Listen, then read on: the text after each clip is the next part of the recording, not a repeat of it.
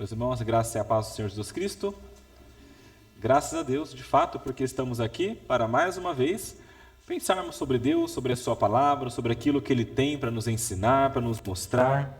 É muito bom nós podermos cultuar ao nosso Senhor e saber que Ele não somente aceita o nosso louvor, o nosso culto, mas Ele também, por sua graça, nos mostra a verdade, nos mostra o caminho a ser seguido. E isso é bom demais.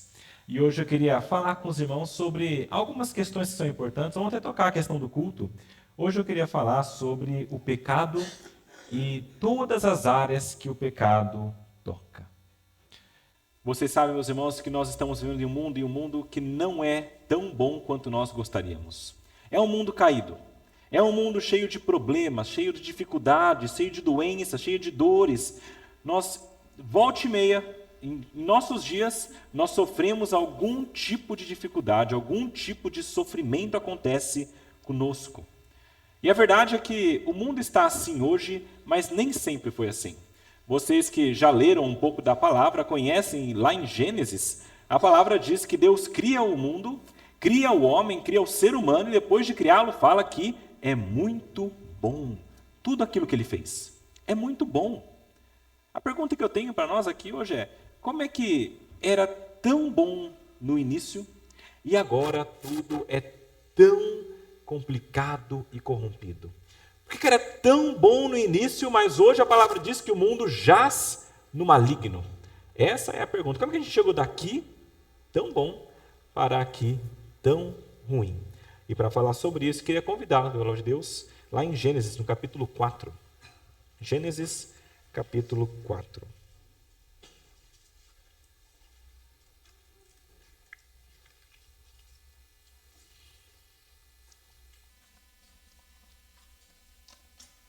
Esse texto vem logo depois do texto em que Adão e Eva caem e cometem o primeiro pecado. E então, depois de expulsos do jardim do Éden, a história continua contando sobre Adão e Eva e a sua família. E então a palavra diz o seguinte: Adão teve relações com Eva, sua mulher, ela ficou grávida e deu à luz Caim. Então ela disse: adquiri um varão com o auxílio do Senhor. Depois deu à luz Abel, irmão de Caim. Abel foi pastor de ovelhas e Caim foi agricultor. Aconteceu que, ao fim de um certo tempo, Caim trouxe do fruto da terra uma oferta ao Senhor. Abel, por sua vez, trouxe das primícias do seu rebanho e da gordura deste. O Senhor se agradou de Abel e de sua oferta, mas de Caim e da sua oferta não se agradou. Caim ficou muito irritado e fechou a cara. Então o Senhor lhe disse: por que você anda irritado? E por que essa cara fechada? Se fizer o que é certo, não é verdade que você será aceito? Mas se não fizer o que é certo, eis que o pecado está à porta, à sua espera. O desejo dele será contra você, mas é necessário que você o domine. Caim disse a Abel, seu irmão: vamos ao campo. Estando eles no campo, Caim se levantou contra Abel, o seu irmão, e o matou. O Senhor disse a Caim: onde está Abel, seu irmão? Ele respondeu: não sei, por acaso sou o guardador do meu irmão?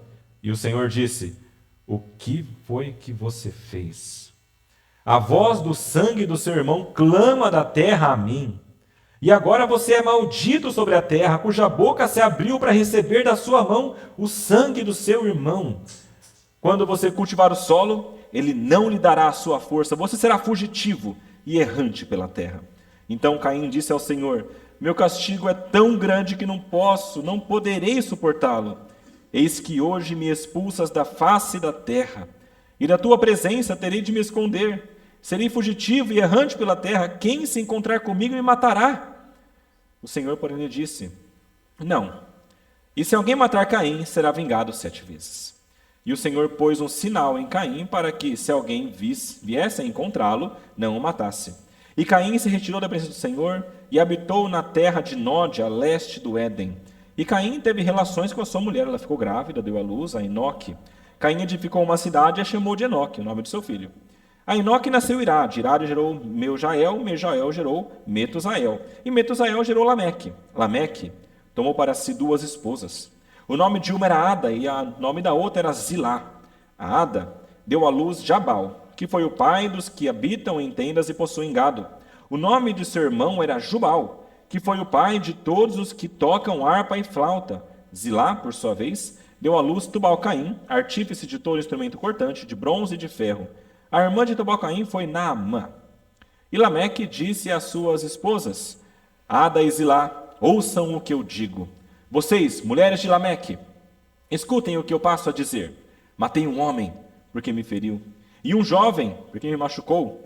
Se Caim é vingado 7 vezes, Lameque será vingado 70 vezes 7. Adão tornou a ter relações com a sua mulher, e ela deu à luz um filho, a quem pôs o nome de Sete, dizendo: Deus me concedeu outro descendente no lugar de Abel, que Caim matou. A Sete nasceu-lhe também um filho, ao qual pôs o nome de Enos. Foi nesse tempo que se começou a invocar o nome do Senhor. Vamos orar? Pai amado, lemos a Tua palavra e pedimos neste momento a Ti, Pai, que o Senhor nos ajude a compreendê-la. Ela só pode ser compreendida com o Teu Santo Espírito, ela só pode fazer sentido para nós por meio do Teu poder. Por isso rogamos a Ti, Pai, fala conosco, mostra-nos a verdade e dê-nos a força para que nós possamos aplicá-la em nossas vidas. Essa é a nossa oração a Ti, Pai, com os corações humildes, sabendo que precisamos do Senhor. No nome do Senhor Jesus. Amém.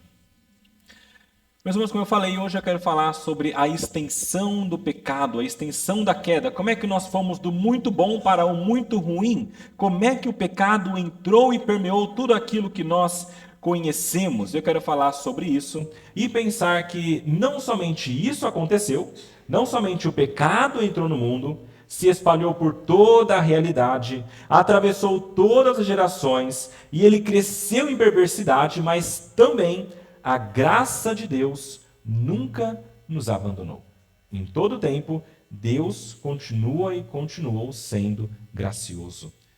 Nós vemos o pecado crescendo, mas nós perceberemos que a graça de Deus continua para sempre. Em primeiro lugar, o pecado, quando ele aconteceu lá em Gênesis 3, ele começa e ele se espalha por toda a realidade. Eu sei que muitos aqui, não, todos aqui, talvez ele não, né? Mas a maioria participou da pandemia, né? A pandemia aconteceu alguns anos atrás e vocês se lembram como é que aconteceu isso? A gente soube de um vírus que veio da China e esse vírus invisível começou a causar medo em nós. E o que nós fazíamos geralmente era passar muito álcool gel na mão, pegar o álcool gel e espirrar em todo lugar da casa, fazia compra, álcool gel nas compras. Em todo o tempo você tentava se proteger, você colocava máscaras. Quando você entrava na casa, tirava o sapato, pode estar no sapato o vírus. E a gente em todo local tentava se precaver para que o vírus não chegasse em nós. E nós fechávamos janelas, as portas, evitávamos visitas. Tudo isso no começo foi muito intenso, porque nós tínhamos medo daquele vírus se achegar à nossa casa. E a verdade é que, apesar do medo e dos cuidados, o vírus danado chegava. E a gente tentou, mas por muitas vezes, talvez por um deslize, por uma máscara que não foi usada, por um álcool que não foi passado, um sapato que entrou, o vírus chegou em casa. E eu mesmo peguei o Covid. E eu acho que pelo menos umas 2 vezes. Graças a Deus não tive complicações, mas sei que muitos pegaram aqui também. E a Covid, ela de fato, quando chega, ela chega não é porque nós escancaramos as portas, mas porque ela foi sorrateira. É um vírus muito pequeno e ele é pernicioso e aos poucos foi entrando por toda a nossa cidade. E eu penso que o pecado foi assim também. Ele, de maneira sorrateira, ele começou a permear toda a realidade. E em todo local que nós olhamos, nós sabemos que ali pode ter pecado. O vírus estava em todo lugar. E o pecado está em todo lugar. Muito mais do que o vírus da Covid. Em todas as áreas da vida o pecado está. Isso é chamado de depravação total. Em todas as áreas da vida existe o pecado. E esse texto mostra o pecado agindo em algumas áreas. Uma delas, por exemplo, e a primeira, é o culto a Deus. O pecado, quando chega no homem, ele deturpa o culto ao Senhor. a relação que nós temos com Deus foi deturpada. Dos versículos 1 até o versículo 7, aparece para nós o fato de que Caim e Abel ofereceram algo ao Senhor. E quando eles oferecem isso, Deus, por algum motivo que a gente já viu hoje, aceita Abel, o que ele fez, mas não aceita Caim. O que Caim tinha feito tinha sido deturpado pelo pecado. O relacionamento que nós temos com Deus foi deturpado. E o culto que nós prestamos a Deus também foi deturpado de alguma maneira. Caim e Abel, eles buscaram algum tipo de relacionamento com Deus. Caim era agricultor, ele plantava, ele regava, ele colhia o fruto, e ele trouxe do fruto da terra para Deus. Entendendo, Deus vai aceitar a minha oferta a ele. E Abel, pastor de ovelhas, trouxe das primícias do seu rebanho e da gordura do seu rebanho, e trouxe também ao Senhor. A gente não sabe por que eles ofereceram isso a Deus. Talvez porque eles tenham tido algum tipo de pecado, ou porque eles queriam um relacionamento mais íntimo com Deus, mas eles realmente queriam se comunicar com o Senhor. E entendiam que era importante fazer uma oferta para Deus. E a palavra diz que Deus olha, ele se agrada, a ideia de agradar aqui no original é virar o rosto com favor, ele olha para a oferta de Abel com favor e aceita alegremente essa oferta, mas olha para Caim e para a oferta de Caim e ele nega. É como se ele virasse o rosto e não aceitasse. A primeira coisa que eu acho que a gente tem que entender aqui é o seguinte: nem todo culto que nós prestamos, Deus aceita. Deus não se agrada de tudo aquilo que nós fazemos dizendo que é culto. A palavra de Deus é muito clara quando ele fala sobre isso. Deus é muito claro sobre isso. Deus, a palavra, quando ele traz para nós sobre isso, ele diz assim, ele mostra para nós que ele quer uma maneira específica de ser adorado. Quando você lê, por exemplo, Êxodo, lá você tem um relato de como deveria ser o tabernáculo. Se alguém já leu isso, já sabe o nível de detalhes que Deus colocou ali. Ele colocou uma série de questões, os móveis como deveriam ser, o tamanho como deveria ser, até os centímetros que deveria ter, o material para serem feitos os móveis e os utensílios ali daquele local, a estrutura toda, tudo isso foi planejado por Deus. A gente lê isso em Êxodo, faça dessa maneira. A gente lê 2 vezes. Na primeira, ele diz como é que tem que ser feito. Na segunda, fala que foi feito dessa maneira. Para deixar bem claro para nós que Deus tem um jeito específico de ser adorado. E deveria ser daquela maneira. Deus, ele tem muito zelo pela maneira como nós nos relacionamos com Ele. Tudo tinha um sentido quando nós pensamos em tabernáculo, quando nós pensamos em templo, quando nós pensamos nas festas, nos rituais de Israel. Tudo aquilo tinha muito sentido. E deveria ser daquela maneira. Se alguém fosse a Deus prestar um culto diferente, por exemplo, se Deus falou que tinha que oferecer um carneiro e chegasse alguém oferecendo um cavalo, ele não seria aceito, porque Deus falou de uma maneira e estava fazendo de uma maneira diferente. Veja, meus irmãos, o tabernáculo não é o foco do sermão, mas só entender que Deus não se agrada e nem aceita qualquer coisa que nós ofereçamos. E Caim e Abel são um exemplo disso. Abel foi aceito, mas Caim não. E aí talvez você pergunte para mim, pastor, eu sempre li isso aqui, eu entendo que Caim foi mal, mas sempre perguntei por que é que Caim não foi aceito? Coitado! Ele trouxe o que ele tinha, ele ofereceu para Deus, por que Deus não aceita isso? E essa dúvida é muito justa. É assim, eu entendo a dúvida que você tem. Alguns teólogos acham que é porque Deus simplesmente não gostava dessa oferta de Caim, mas gostava de oferta de ovelhas. Ok, é possível, mas acho que tem mais do que isso aí. Outros entendem que o sacrifício deveria ter sangue para ter alguma validade, né? Mas não faz tanto sentido porque lá para frente, quando Deus fala sobre sacrifícios de ofertas, ele diz que é possível você oferecer oferta de cereais, por exemplo, que não tem sangue. Então, acho que não é isso também. Algumas pessoas dizem que, na verdade, não tem a ver com nada disso, mas é só porque Deus gostava mais de Abel do que de Caim, igual aconteceu com Esaú e Jacó. Então, ele é encerrador de um e não de outro. Seria possível se no texto não tivessem indicativos da razão pela qual Deus de fato aceita um e outro. E no texto tem. O texto fala sobre isso. Outras pessoas olham, por exemplo, o texto de Hebreus 11, versículo 4.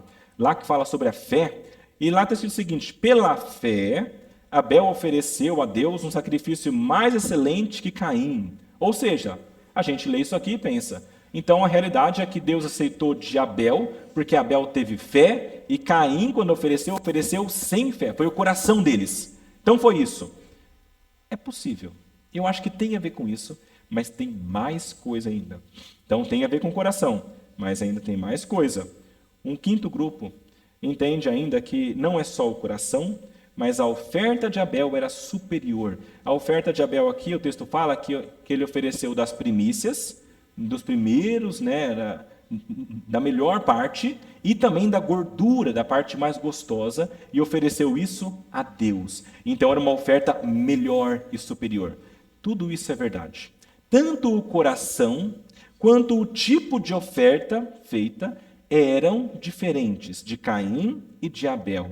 E as duas coisas são importantes. O texto fala coisas assim. Por exemplo, o texto mostra a oferta que era diferente de Abel e de Caim. E aqui o texto, quando fala sobre isso, eu acho que é interessante a gente pensar nisso. Veja lá no versículo 7, o que Deus fala para Caim depois que nega. Ele fala assim: se fizer o que é certo, não é verdade que você será aceito? Veja só, quando Deus fala isso, Ele está trazendo para nós o seguinte entendimento: você, Caim, já sabe o que é certo e você não fez o que é certo. Caim e Abel sabiam o que Deus queria receber. Não é citado aqui quando aconteceu essa informação, mas em algum momento Deus ou Adão passou para eles como que Deus queria ser adorado e como que deveria ser a oferta. E Deus certamente falou: olha, deve ser de ovelhas, deve ser dessa maneira e não dessa. Então eles sabiam muito bem qual era o tipo de oferta. E Caim aqui, ele deliberadamente escolhe oferecer algo diferente. Por isso que Deus fala: se você oferecer certo, se você fizer o que é certo, você vai ser aceito. Você não fez o que é certo, por isso você não foi aceito. A oferta aqui, oferecida a Deus, como eu falei, tem a ver com o tipo de oferta, mas também com o coração. O coração deles era diferente. Abel tinha um coração voltado para Deus, de fato, mas Caim de maneira nenhuma. De maneira nenhuma. E é interessante porque Deus considera as duas coisas. Tanto que no texto fala assim: Deus se agradou de Abel e da sua oferta, das duas coisas. E não se agradou de Caim e da sua oferta, das duas coisas. Então são as duas coisas caminhando junto. O que nós fazemos a Deus e o nosso coração enquanto nós fazemos isso a Deus. Abel tinha um coração tão voltado para Deus, que lá em Mateus 23:35, por exemplo, ele é chamado de o Santo Abel. O Abel que era santo, que ele era voltado para o Senhor. E Caim é chamado de alguém que busca outras coisas e não ao Senhor.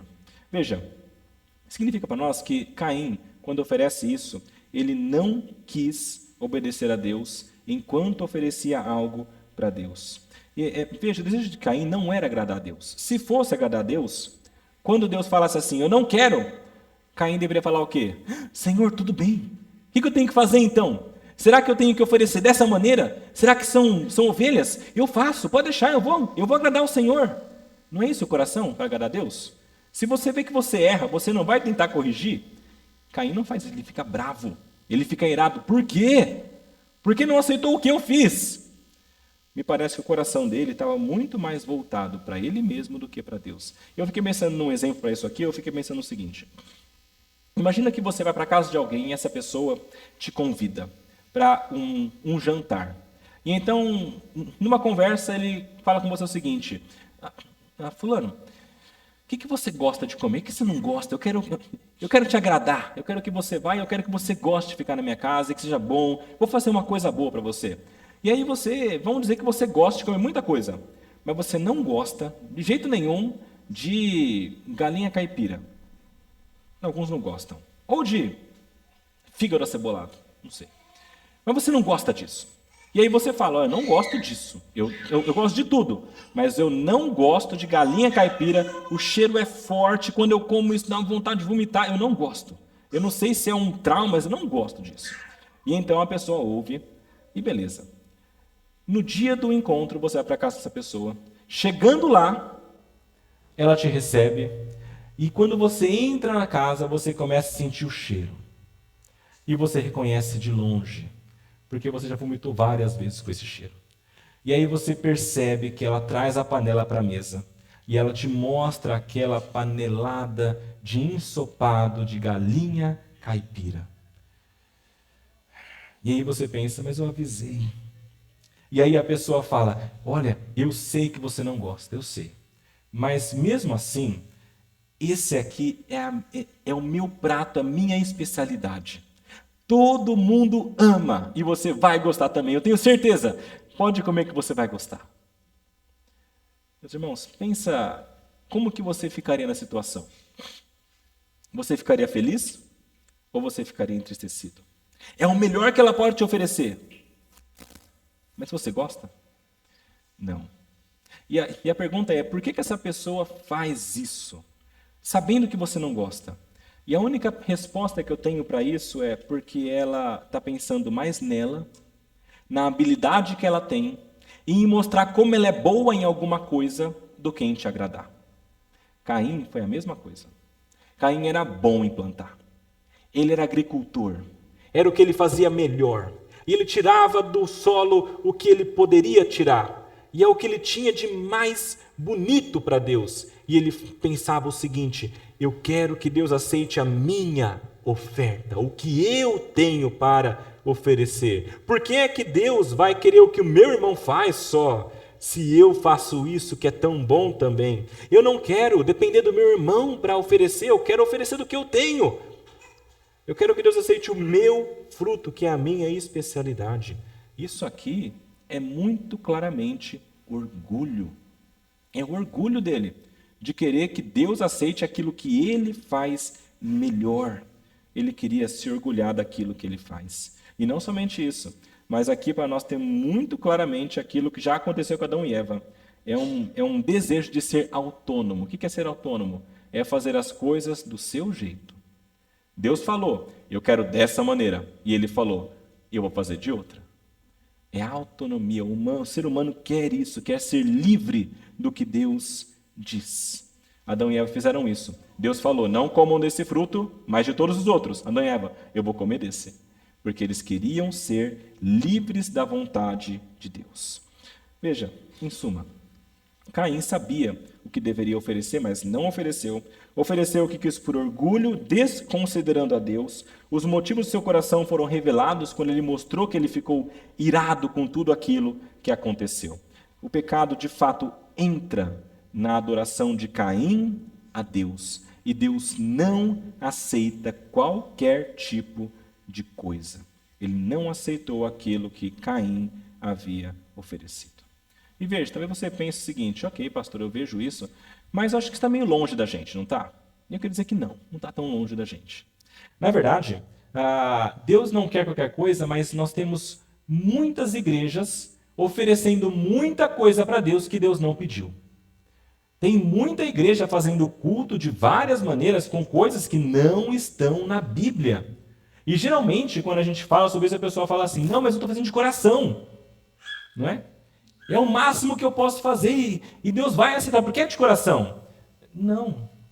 Seu coração pode estar no lugar certo, mas tua ação está errada. E se você sabe que ele não quer, o seu coração também não está no lugar certo. O que a gente faz para adorar a Deus tem que ser da maneira que Deus deseja, que Deus quer. E você pensa assim, tá bom, pastor, eu entendo. Eu sei que tem igrejas que fazem umas coisas estranhas, igrejas que vão adorar a Deus com algumas práticas, alguns rituais que não estão na Bíblia. Um exemplo rápido, fazem uma dança litúrgica que não está na Bíblia. Ok, mas não é isso que eu faço. Eu não faço isso. Quer ver como que a gente tem um pensamento mais ou menos como o de Caim às vezes? Caim tinha um pensamento, é mais importante o meu sentimento do que de Deus. Você, em alguma hora da sua vida, saindo do culto aqui, você já conversou com alguém falando assim, e aí, foi bom o culto hoje? Já falou isso? E aí, gostou do culto hoje? Foi bom hoje, né? Hoje não foi muito bom, o pastor falou demais, não gostei. Já? Não falaram isso já? As músicas não foram tão boas hoje. Muita oração, não gostei, eu queria que fosse assim. A gente fala isso por quê? Porque o nosso padrão de avaliação do culto é a nossa vontade e o nosso bem-estar. A gente deveria fazer diferente. Deveria sair do culto falando assim: será que Deus se agradou do nosso culto hoje? Será que o que a gente fez hoje foi bom para Deus? Será que a gente seguiu aquilo que Ele pediu para a gente? Eu quero que Ele tenha se agradado. Eu quero fazer exatamente como Ele pediu para Ele ficar feliz comigo. Essa deveria ser a nossa vontade, mas geralmente a nossa vontade está mais em receber do que dar a Deus. E é claro que tem a ver também com o coração, né? A palavra de Deus lá em Isaías 11 fala que Deus ele não se agrada quando as pessoas oferecem para Ele o máximo que elas têm, mas com o coração longe dEle. Ele rejeita isso. Depois vem cá Isaías 11, de 11 a 15. São palavras bem fortes, mas Deus fala que para ele não suporta mais isso. Receber uma adoração correta no papel, mas com o coração longe. As duas coisas são importantes, o teu coração e a maneira como você oferece. Mas o culto ao Senhor foi deturpado. E é por isso que a gente faz essa inversão.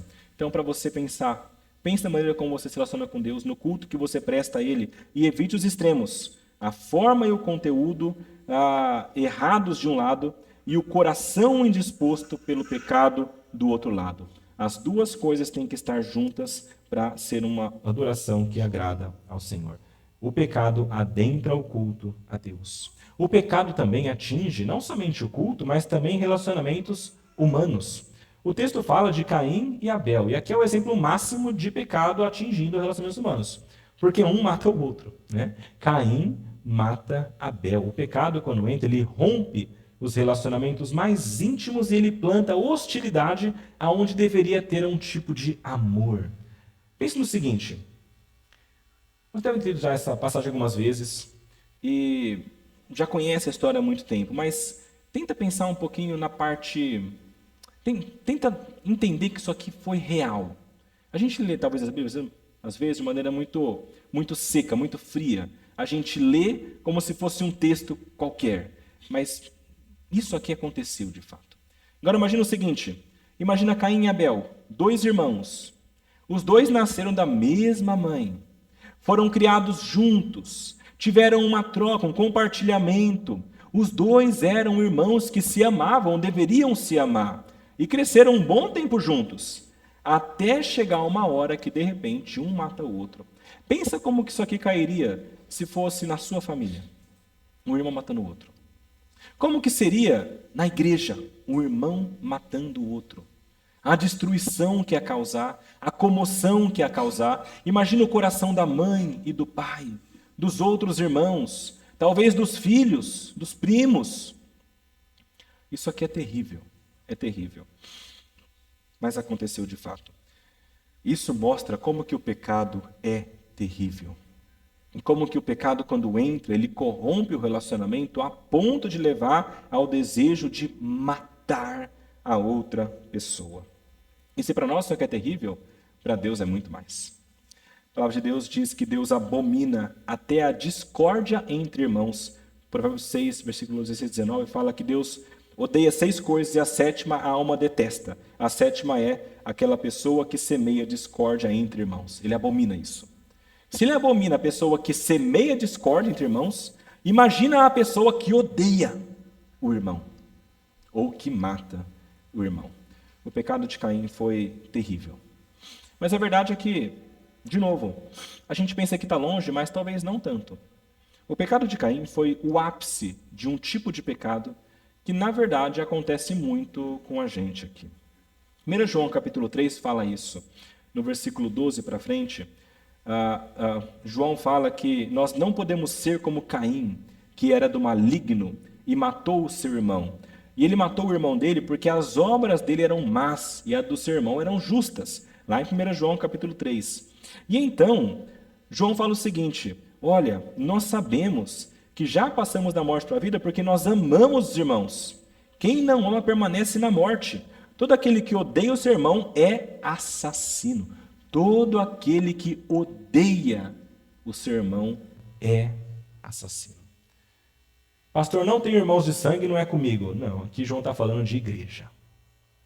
Se você tem uma rusga, um problema, se você odeia, se você tem alguma dissensão com o seu irmão, você está no caminho do assassinato.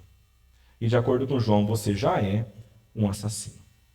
Veja, o ódio, a ira, é o tipo de pecado que Caim cometeu. A única diferença foi o grau em que isso foi cometido. Você pode cometê-lo no começo, que é apenas o sentimento de não gosto, ou você pode cometê-lo no final, que é o sentimento de ira até a morte. Mas é o mesmo tipo de pecados. E a verdade é que, quando nós, que somos irmãos da fé, não agimos com amor, mas agimos com ira e ódio, nós não estamos agindo como cristãos à semelhança de Cristo, estamos agindo como caimitas, à semelhança de Caim, que foi o primeiro assassino. Isso aconteceu com Caim, ele teve ódio no coração. Fico pensando no coração dele e eu vejo que algumas coisas realmente aconteceram ali, né? João fala que ele teve inveja pelas obras más que ele tinha, as obras justas do seu irmão.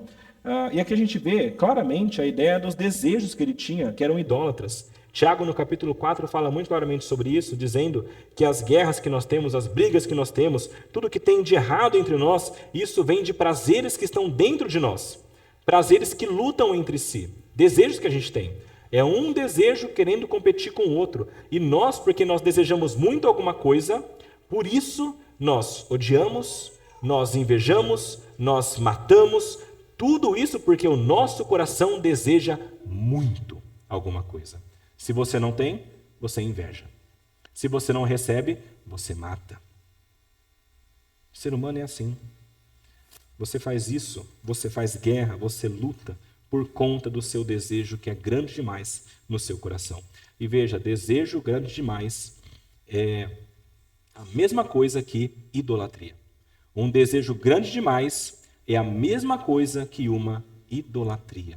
Porque você quer isso tanto que você não se importa em desobedecer a Deus e não amar o próximo. É idolatria. Você colocou aquilo acima de Deus. Basicamente, você tem um desejo tão grande que se o outro não te dá, ou te impede de ter, ou se ele tem isso que você não tem, isso te gera ira e ódio.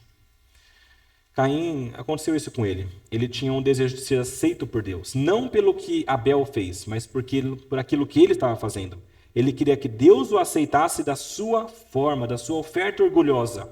Ele queria uma aceitação por mérito. Ele não recebeu isso. Deus não concedeu para ele. O desejo dele não foi satisfeito. A sua ira aconteceu e foi contra Deus também. Mas ele focou totalmente em Abel. Matou Abel, porque Deus você não consegue atingir.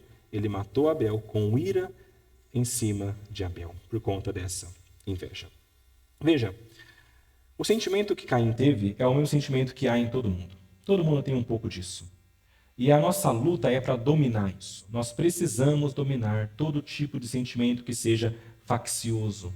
Todo sentimento seja de ira, de inveja. Porque esse sentimento de ira, de inveja, indignação, que aconteceu com Caim, isso sempre vai levar a algum tipo de violência. Ou violência verbal, ou violência com as palavras, ou com o corpo, ou algum tipo de vingança para a pessoa sentir o que você sentiu, mas sempre vai cair em violência. Seja qual for a expressão da ira que você está sentindo, isso não é de Deus e isso vai causar destruição. No caso de Caim, foi uma destruição terrível. Nosso caso pode ser também. Você pode falar alguma coisa que vai causar uma dificuldade na família que não vai resolver. Você pode se exaltar de tal maneira que você vai causar um problema no seu casamento que você não vai conseguir resolver de maneira fácil. Quando você deixa a ira crescer, você age em cima dela, você causa coisas terríveis. E se você deixa a ira crescer e você não age de imediato, sabe o que vai acontecer? Você vai ter isso no seu coração calcificando e se tornando amargura. E você vai ter um coração amargurado que vai destruir não os outros, mas você mesmo. A ira, quando ela existe, ela destrói ou os outros ou você mesmo. E eu queria que você pensasse um pouco no seu coração como é que está. Você tem sentido isso? Você tem sentido algum tipo de inveja, algum tipo de ira, algum tipo de ressentimento por alguém? Será que isso está escondido? Será que você tem se enganado pensando, não, é que só que eu não gosto muito? mas na verdade é uma ira escondida? Você precisa pensar nisso. Será que tem alguém da igreja que você não conversa mais, que você tem um ressentimento passado? Isso não pode acontecer no meio do povo de Deus. Ou tem alguém que você deseja mal? Isso é um indicativo de que seu coração não está em Deus, mas está nessa ira. Então, uma orientação importante aqui: cuidado com o seu coração, cuida dele, cultive a vigilância no seu interior, para que a inveja e a mágoa não estejam lá, porque a inveja e a mágoa são sementes de morte. São sementes de morte. O pecado de fato entra e destrói relacionamentos, e o pecado também destrói o trabalho. Eu não vou me deter muito no trabalho aqui, mas eu queria falar de maneira rápida o seguinte: quando Caim peca, Deus diz que ele está amaldiçoado. É uma constatação. Você foi maldito porque você fez isso. E a maldição de Caim é interessante porque foi sobre a terra, assim como foi de Adão. De Adão foi Adão pecou e Deus falou: maldita é a terra por sua causa. Vai dar agora cardos e abrolhos. Vai ser difícil você cultivar a terra. Quando chega em Caim, a mesma coisa, só que piora. Gênesis 4:12 fala: quando você cultivar o solo, este não lhe dará a sua força e você será fugitivo e errante pela terra. O trabalho dele piorou por conta do que ele fez. É claro, aqui tem uma coisa interessante, porque Caim se orgulhava do seu fruto e agora não ia poder ter mais. Então Deus tira aquilo que era motivo de orgulho. Mas mais interessante é o fato de que Caim cometeu um pecado na esfera da adoração e agora o seu trabalho havia sido contaminado. Percebe isso? Quando nós cometemos um pecado, seja onde for, em qual área for, ele vai permear outras esferas da sua vida. Às vezes a gente pensa o seguinte: não, olha, na verdade eu tô um pouco mal aqui em casa com minha esposa, com meu marido, mas eu estou bem com Deus e eu estou bem no trabalho. Isso não é verdade. Se uma área está ruim, as outras áreas também irão sofrer. Tudo está conectado. A nossa tendência, às vezes, é ver que uma área está ruim e a gente foca em outra. Por isso tem gente aí que é workaholic, né? Eu vou trabalhar muito, porque está ruim no relacionamento, está ruim na igreja, vou trabalhar porque é o que me resta. Ou está ruim no trabalho, está encostado no trabalho, então, eu vou trabalhar muito na igreja, eu vou focar em Deus. Mas não faz o que tinha que ser feito no trabalho. Ou está ruim na igreja, está ruim no trabalho, então eu vou focar em relacionamentos, eu vou me relacionar com muitas pessoas, eu vou ser o boa praça. Veja, é uma tentativa de você sobressair em um lado porque os outros estão ruins. Mas isso aqui está errado. Esse é o pensamento que a gente tem de mundo, que é assim: mais vale um passarinho na mão do que dois voando. Então é melhor eu focar nisso aqui do que ter tudo muito ruim, né? Na Bíblia não. Na palavra de Deus é o seguinte: você tem que ter 3 passarinhos. Um em cada mão. Você não tem 3, mas se tivesse, né? 3 passarinhos cuidados nas suas mãos. E você não pode deixar nenhum deles passar fome e nem fugir. Tem que ter muito cuidado. Os passarinhos são relacionamento com Deus, relacionamento com o próximo, relacionamento com o trabalho. Essas 3 áreas precisam ser muito bem cuidadas, porque se não forem, uma vai influenciar na outra. Se você comete pecado em alguma das áreas, as outras áreas vão sofrer. Relacionamento com Deus interfere no relacionamento com as pessoas e com o trabalho, e por aí vai, e vice-versa. A verdade é que você precisa entender que a sua vida é completa e você não tem áreas estanques. Qualquer área que for afetada vai afetar também todo o resto. Pensa nisso. Será que a razão para as coisas estarem caminhando mal na sua vida não está relacionada ao modo como essas 3 áreas estão? Será que você não está indo muito mal na sua vida de relacionamento porque você também não está buscando a Deus? Ou será que você não consegue buscar a Deus porque você não consegue amar o seu cônjuge? É verdade, a palavra fala isso. A Bíblia fala: se você não consegue amar ao próximo que você vê, você não consegue amar a Deus que você não vê. Tudo está conectado. E você precisa ter as 3 áreas muito bem estabelecidas. A queda afeta todas as áreas da vida. Primeiro ponto importante. Além de tudo isso, aquele pecado que começa lá é um pecado que vem atravessando gerações até hoje. Ele não parou lá. Não foi só Adão e Eva, Caim que pecaram, não. O negócio continuou e perpetuou. Adão e Eva comeram do fruto, pecaram, se rebelaram contra Deus e aí deram à luz a Caim. E esse pecado estava em Eva já. Muito interessante aqui o texto, porque mostra que Eva, desde aquele momento, ela já está, de alguma maneira, pecando. Porque quando ela tem Caim, ao invés dela atribuir a glória a Deus, ela atribui a ela. Pastor, onde é que você está vendo isso? No texto em hebraico aqui, tem um jogo de palavras com o nome Caim. Caim, no hebraico, vem de uma palavra que é caná. Caná significa adquirir ou, de alguma maneira, criei. Mas pode ser adquirir. E ela fala assim, eu adquiri, é o que ela diz. Depois ela fala Caim, eu adquiri Caim, eu adquiri o adquirido. Algo assim. Ela usou um jogo de palavras. Mas qual que é o ponto interessante? Essa palavra adquirir, ela pode ser também traduzida por criei. É a mesma palavra, de criação. Por exemplo, Salmo 139, versículo 13, a gente conhece o texto, fala assim, pois tu formaste o meu interior, tu me teceste no ventre de minha mãe. Essa palavrinha aqui, formaste, é a mesma. Caná. O que significa isso? Quando Eva diz isso, ela fala assim, não está falando assim, eu adquiri um varão. Ela está dizendo, eu criei um varão que foi uma criação minha. Ela está voltada para ela. E é interessante porque o texto aqui que a gente lê, no português ficou com o auxílio do Senhor. Mas no hebraico, esse com o auxílio, ele não existe dessa maneira. Isso foi colocado para dar o sentido da frase. E é possível que seja isso. Mas no hebraico, uma tradução possível é que não é exatamente com o auxílio do Senhor, mas é assim, eu criei um varão, o Senhor. O Senhor. Significa assim, mais ou menos assim. Ela está dizendo, eu criei um homem pela minha própria força, e esse homem que eu criei é o Senhor. É Deus. Pastor, como assim é Deus? Ela está achando que ela criou Deus. Está muito doida essa história. Por que ela está falando isso? Lembra que em Gênesis 3,15, Deus promete que ele enviaria uma semente de Eva, um homem que esmagaria a cabeça da serpente? Eva está pensando assim, eu tive um homem e esse homem é o que vai esmagar a cabeça da serpente. Ele é aquele que vem de Deus para salvar. Ela pensou que já era o Messias quando ela fala isso. Eu adquiri um varão, o Senhor, eu criei o varão, o Senhor.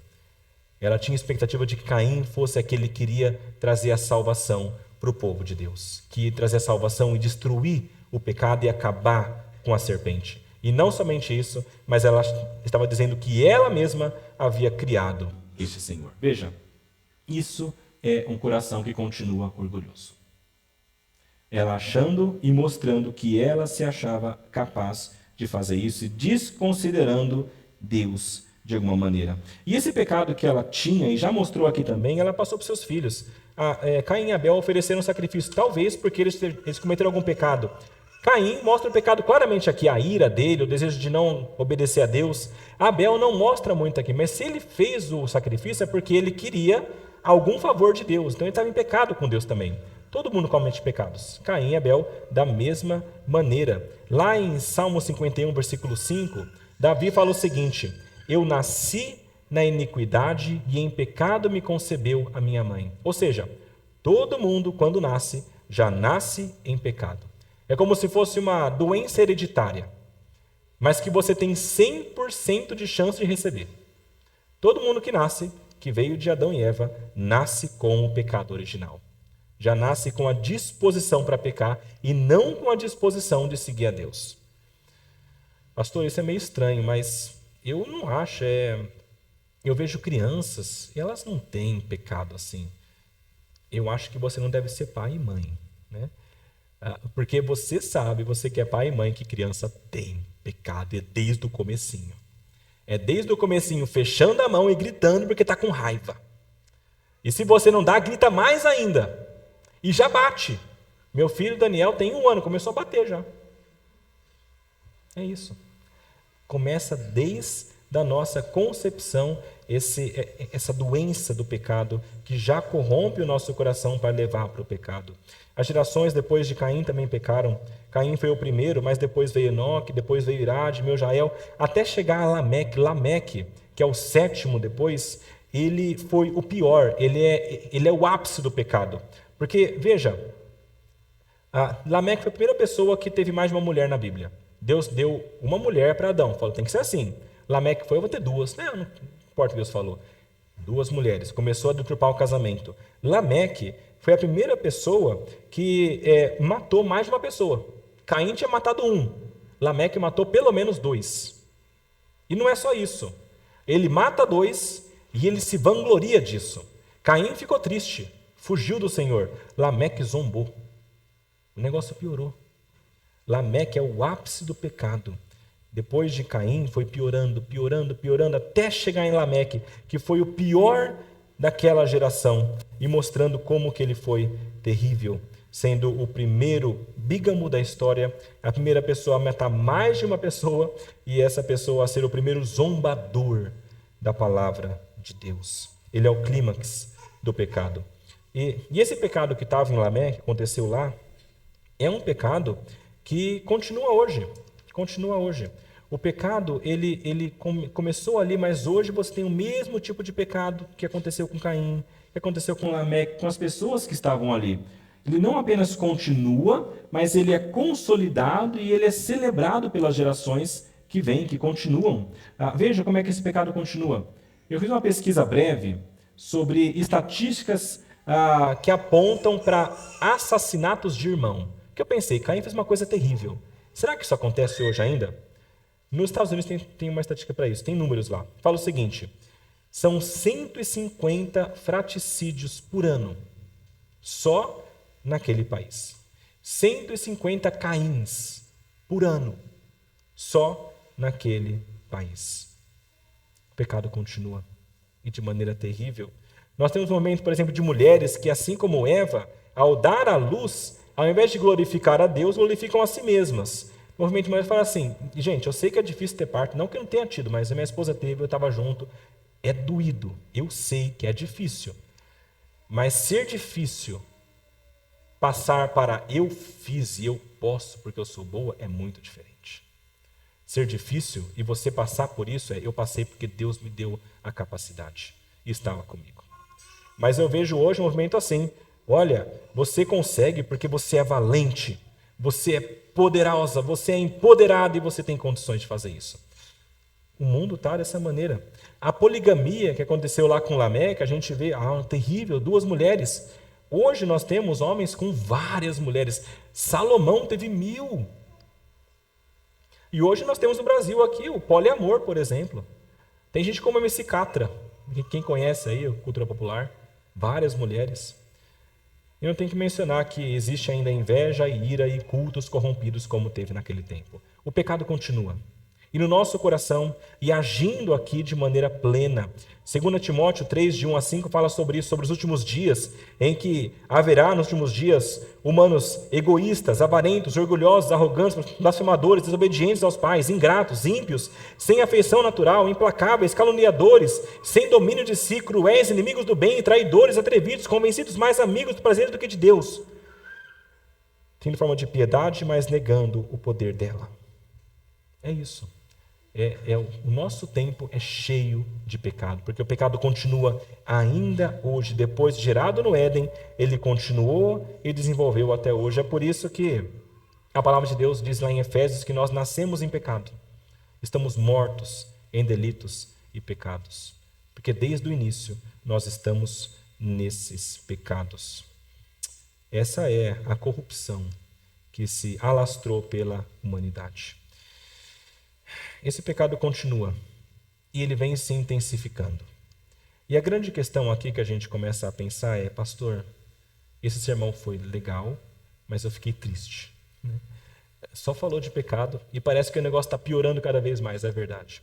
Mas eu queria também dizer no final desse sermão que, apesar do pecado crescer e ter começado lá atrás, ele está sempre sendo restringido pela graça de Deus. Deus está sempre agindo de maneira poderosa, mesmo em meio ao pecado tão terrível que o ser humano trata e age diante de Deus. Deus está no controle de tudo isso. E todos os problemas do pecado, Deus está guiando e cuidando para que não se alastre além do que é necessário. Ele está cuidando de tudo isso. E a verdade é que, apesar do pecado ter surgido, ao mesmo tempo Deus também deu a solução. Gênesis 3,15. Adão e Eva caíram e Deus falou: mas fiquem calmos, porque virá alguém que vai esmagar a cabeça da serpente e vai acabar com o pecado. O pecado é o problema de todo ser humano, desde o início. E só tem uma maneira de você resolver esse problema: retirar o pecado. No Novo Testamento, um homem chamado João Batista, ao avistar outro homem, diz: este é o Cordeiro de Deus que tira o pecado do mundo. Jesus, quando vem, ele vem para curar essa doença do pecado. E ele faz isso. Quando ele vive de maneira plena, sem desobedecer a Deus, ele faz aquilo que Adão não conseguiu fazer. Adão poderia receber a vida, mas não recebeu, foi a morte porque ele pecou. Jesus mereceu a vida, porque foi uma vida inteira sem pecados. Ele cumpriu o pacto que Adão não conseguiu cumprir. Ele merece a vida. E mesmo merecendo a vida, ele vai e obedece a Deus até a morte, e morte de cruz, mas sem merecer. Por que ele morre? Ele morre para pagar o pecado que nós cometemos. Nós merecemos a morte, assim como Adão e Eva. E nós estaríamos naquela cruz, mas Cristo morre, derrama o seu sangue, e então o seu sangue derramado é poderoso para remover pecados e pagar o preço que nós deveríamos pagar.